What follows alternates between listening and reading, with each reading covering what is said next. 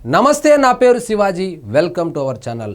So ఈ ఆంధ్రప్రదేశ్లో జరిగినటువంటి లిక్కర్ కుంభకోణానికి సంబంధించి ఈ కేసు రోజుకొక మలుపు తిరుగుతోంది. ఈ రోజు తిరిగినటువంటి మలుపు ఏంటంటే, జగన్మోహన్ రెడ్డి గారికి అత్యంత సన్నిహితుడు, జగన్మోహన్ రెడ్డి గారికి ఆత్మ అయినటువంటి సునీల్ రెడ్డి పేరు వినిపిస్తోంది.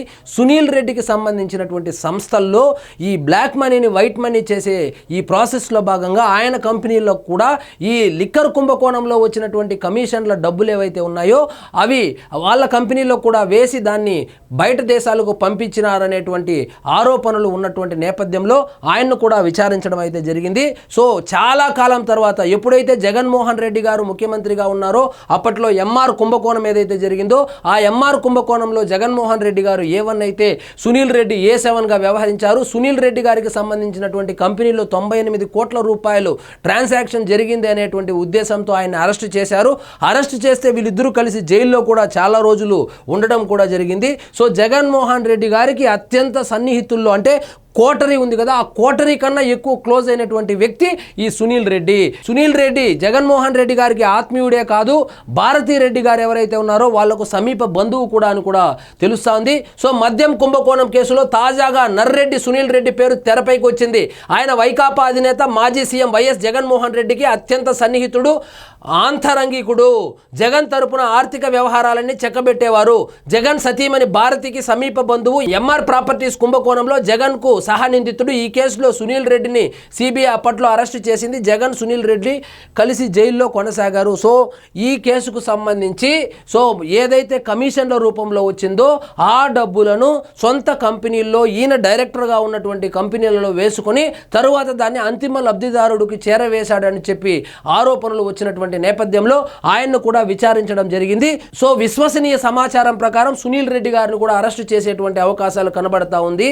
అదేవిధంగా మిథున్ రెడ్డికి మరియు అంతిమ లబ్ధిదారుడు ఎవరైతే ఉన్నారో వీళ్ళిద్దరికి మధ్య వారధిగా పనిచేసింది సునీల్ రెడ్డి అనేటువంటి ఒక వార్త కూడా వినపడతా ఉంది. సో మిథున్ రెడ్డి గారు వసూలు చేసినటువంటి ఈ లిక్కర్ కుంభకోణానికి సంబంధించినటువంటి ఈ కమిషన్ల డబ్బులు ఏవైతే ఉన్నాయో దాన్ని ఆయన కలెక్ట్ చేసుకొని వెళ్ళి సునీల్ రెడ్డి గారికి ఇచ్చేవారని, సునీల్ రెడ్డి గారు మూడో కంటికి తెలియకుండా దాన్ని అంతిమ లబ్ధిదారుడికి చేరవేసేవాడని, అందుకు సంబంధించి ఆయన డైరెక్టర్గా ఉన్నటువంటి కంపెనీలు ఏవైతే ఉన్నాయో దాంట్లో ఉన్నటువంటి ట్రాన్సాక్షన్లను ఆధారాలుగా చూపుతూ ఆయన్ని విచారించినట్లు కూడా తెలుస్తోంది.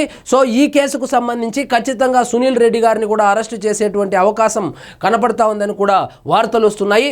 జగన్ ఇంట్లో మనిషిగా మారి సునీల్ రెడ్డి తండ్రి నర్రెడ్డి సంగిరెడ్డి వైఎస్ఆర్ కడప జిల్లా వీరపనాయనిపల్లె మండలం అనిముల గ్రామం. సో మొత్తానికి ఈయన కూడా పులివెందుల్లో సెటిల్ అయ్యారంట. వీళ్ళది కూడా కడప జిల్లానే.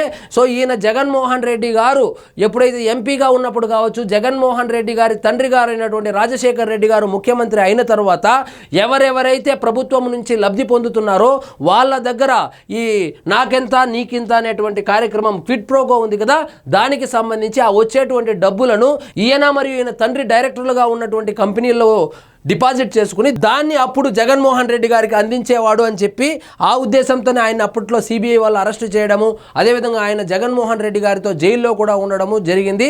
సో ఎంఆర్ కుంభకోణం ఏదైతే ఉందో ఒకప్పుడు రాష్ట్రాన్ని కుదిపేసినటువంటి ఈ ఎంఆర్ కుంభకోణానికి సంబంధించి జగన్మోహన్ రెడ్డి గారు A1గా ఉండగా A7గా సునీల్ రెడ్డి గారు అయితే ఉండడం వలన ఆయన అరెస్ట్ కూడా చేశారు అప్పట్లో. సో మొత్తానికి ఆంధ్రప్రదేశ్ లిక్కర్ కుంభకోణానికి సంబంధించి అన్ని వేళ్ళు తాడేపల్లి ప్యాలెస్ వైపే చూపుతున్నాయి.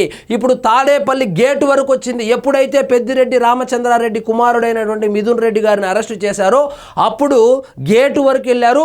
ఇప్పుడు సునీల్ రెడ్డి గారిని విచారించడం అదేవిధంగా అరెస్ట్ చేస్తారనేటువంటి వార్తలు కూడా వస్తూ ఉంది. కాబట్టి సునీల్ రెడ్డి గారిని కనుక అరెస్ట్ చేస్తే ఇక సిట్ అధికారులు ఏకంగా తాడేపల్లి ప్యాలెస్ లోపలకు కూడా కాలు పెట్టేసినట్లే అనేటువంటి వార్తలు కూడా వినిపిస్తూ ఉంది. మరి చూద్దాం. సునీల్ రెడ్డి గారిని విచారణ మాత్రమే చేశారు, మరి ఆయన పేరు మాత్రమే తెరపైకి వచ్చింది.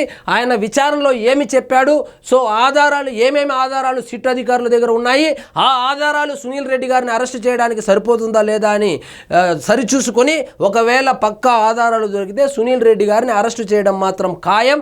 ఒకవేళ సునీల్ రెడ్డి గారిని అరెస్ట్ చేస్తే ఇక జగన్మోహన్ రెడ్డి గారి దగ్గరకు వెళ్ళడము ఇంకెన్నో రోజులు పట్టదు. ఖచ్చితంగా ఆంధ్రప్రదేశ్లో జరిగినటువంటి లిక్కర్ కుంభకోణానికి సంబంధించి రోజు రోజుకు జగన్మోహన్ రెడ్డి గారికి ఉచ్చు బిగుస్తూనే ఉంది.